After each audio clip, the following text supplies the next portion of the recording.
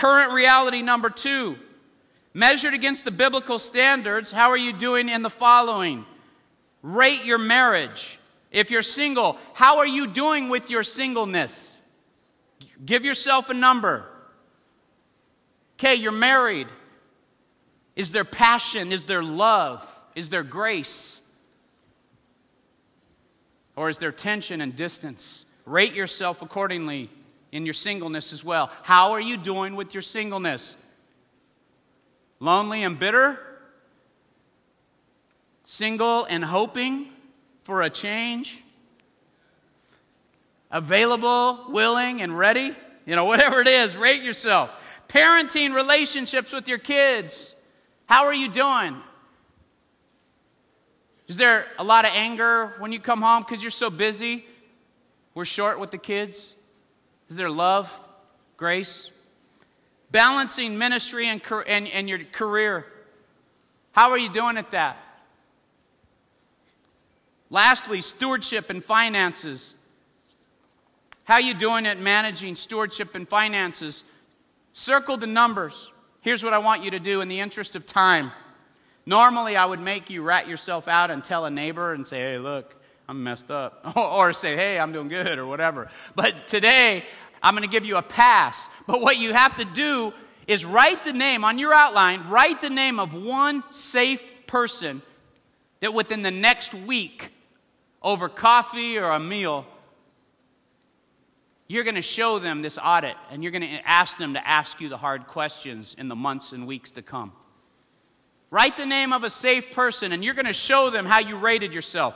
And you're going to say, I need you. Remember, change comes by getting help from the outside. If we could have changed it on our own, we would have already changed it. And you're going to rat yourself out and say, look, dog, there's 2 or 3 of them right here. I'm blowing it in. Can you help me get stronger here? Can you pray for me? Write their name down. And you have 1 week to set up that meeting where you share your heart with them. Lastly,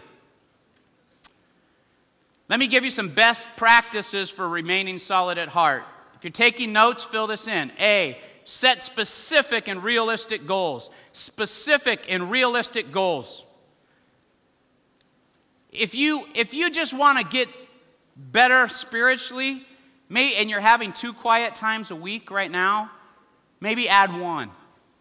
I want to have 3 quiet times, and I want to listen to Miguel's worship CD 3 times a week just to connect with God through worship. Just put specific but realistic goals.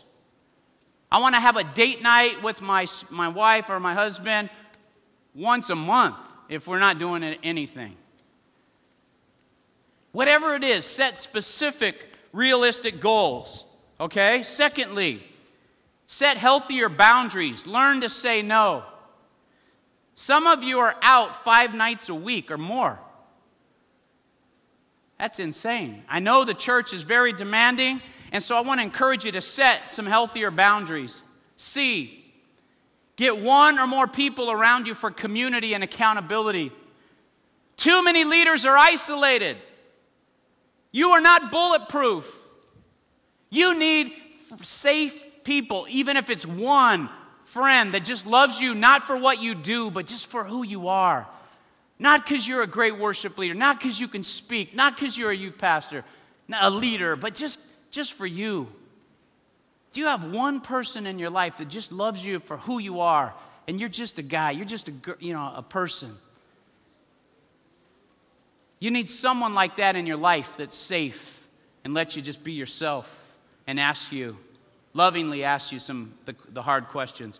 D, give your wife or husband veto power over your schedule if you're married, or a friend if you are single to help you from overscheduling. Remember I told you that if the devil can't make you bad, he'll make you busy? So here's what you need. You know what saved my marriage from the beginning? A good friend of Jeffrey and I is Jim Burns, and he's the one that taught us this. You got to give your spouse veto power over your schedule. You know what that means? The only reason I'm here with you in Dallas, even though I love, Abel and Victor and Jeffrey and would try to do anything to serve them, I could. I'm here because I have my wife's blessing to be here. Before I said yes to come, I checked it by my wife to ask if I could have her blessing to be here. She has veto power over my schedule. If she would have said, Larry, I love those guys too, but there's no way your schedule can handle this, and I don't think our family can handle that right now, I would have told Abel, no deal, bro, I can't do it this time. My wife has veto power over every speaking engagement, every travel, every trip I do. That holds me accountable. You know why? Because I'm broken. I told you I could never get my dad's blessing. So sometimes I have a tendency to overschedule because it makes me feel important. It makes me feel needed. Makes me feel valued.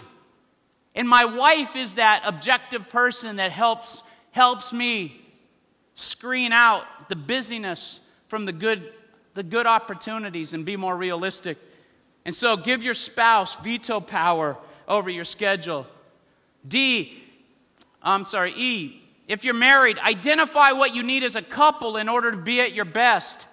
Identify what you need as a couple in order to be at your best. Can I just tell you, guys, you need to know your wife's love language. Ladies, you need to know your husband's love language. If you know their love language, you can be at your best. Perhaps some of you, if you're married, you need a date night so that you can stay connected to your spouse and have some time away from the kids, youth ministry students as well as your own kids. My wife and I try to go away on an overnighter once a quarter with no kids. Sometimes the kids just go to grandma's house and we just stay at the house and go to dinner. But a quarterly getaway. When I get home, one discipline that I have, I don't take any calls for ministry at night once I get home. I didn't always do it that way. We had a lot of good fights in the early days because I would take calls even after I got home. But no deal. I don't take calls. I'll call them back the next day. Those are some disciplines. Another thing, we have 4 kids. On Tuesday nights, my wife goes to a women's Bible study, and I just keep the 4 kids so she could replenish her soul because most of the time she is shepherding our children.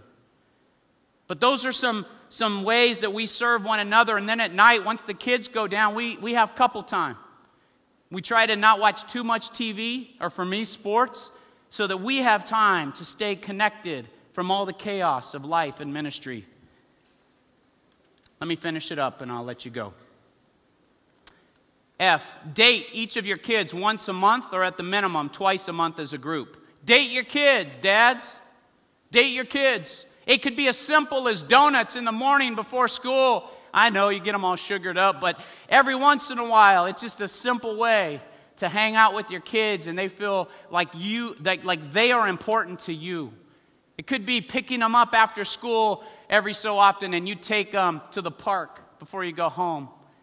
If it's warm where you live, it could be coming home and going for a swim before it gets dark, even after school.